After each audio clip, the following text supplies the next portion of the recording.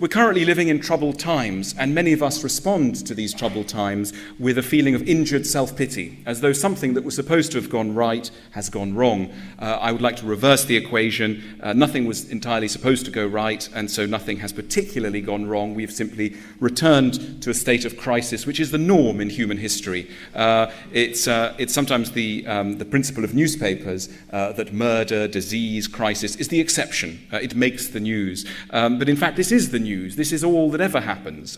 So, as I say, this feeling of being in a historically abnormal position is really a misreading of the true facts of existence, which is an almost continuous series of crises.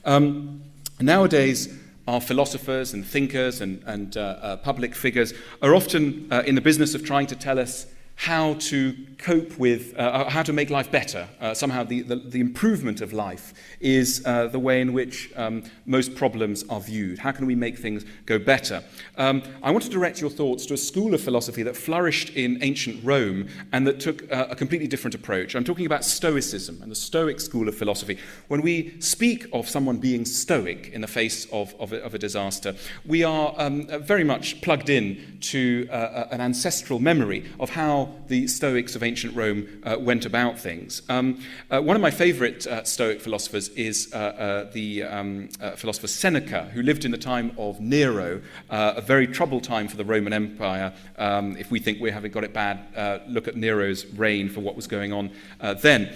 And he very much believed that philosophy was a discipline to keep you sane in troubled times, and that one of the best ways to be sane was precisely to master pessimism, to make yourself at home in pessimism, to become a master of this strange and perhaps depressing seeming, but not actually depressing philosophy.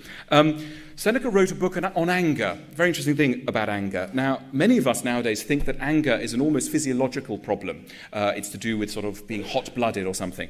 Seneca thought that was nonsense. He believed that anger, we get angry for a very simple reason, optimism. Optimism makes us angry.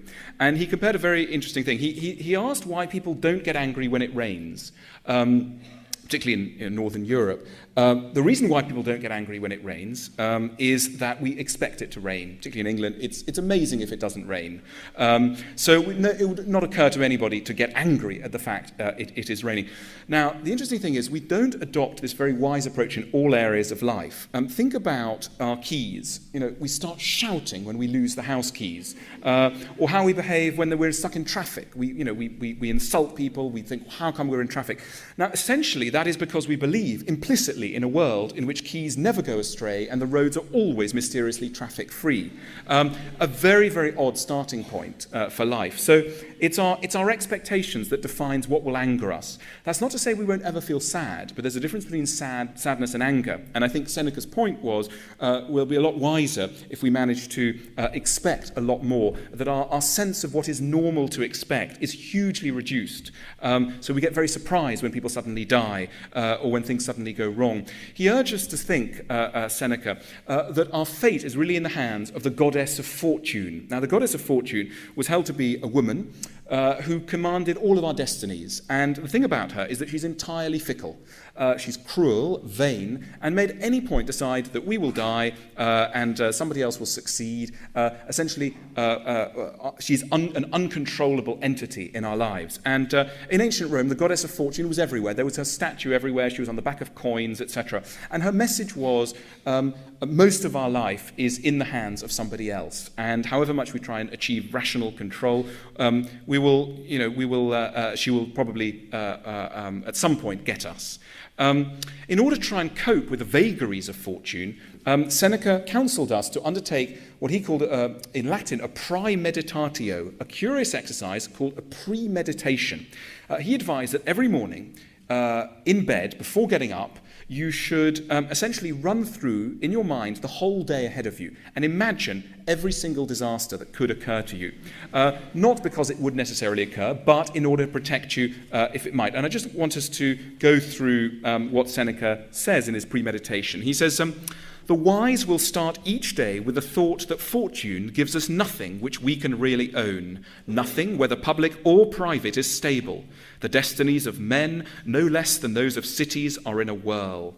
How often have cities in Asia been laid low by a single shock of an earthquake? How many towns in Syria? We live in the middle of things which have all been destined to die. Mortal have you been born, and to mortals have you given birth. So reckon on everything, expect everything. A year later, the town of Pompeii was destroyed. In other words, we live on unstable ground, and we must accept this in our very fundamental starting point. We must not react with injured surprise to bad things. These bad things are written into the contract of life. No one should have a child, wrote Seneca, without the ability to tolerate the thought that that child may be dead by evening.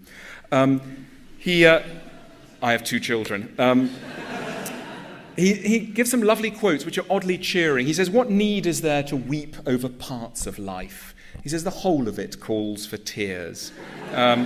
There's also a lovely quote from him where he says, "A man must swallow a toad every morning to be sure of not meeting with anything more disgusting in the day ahead."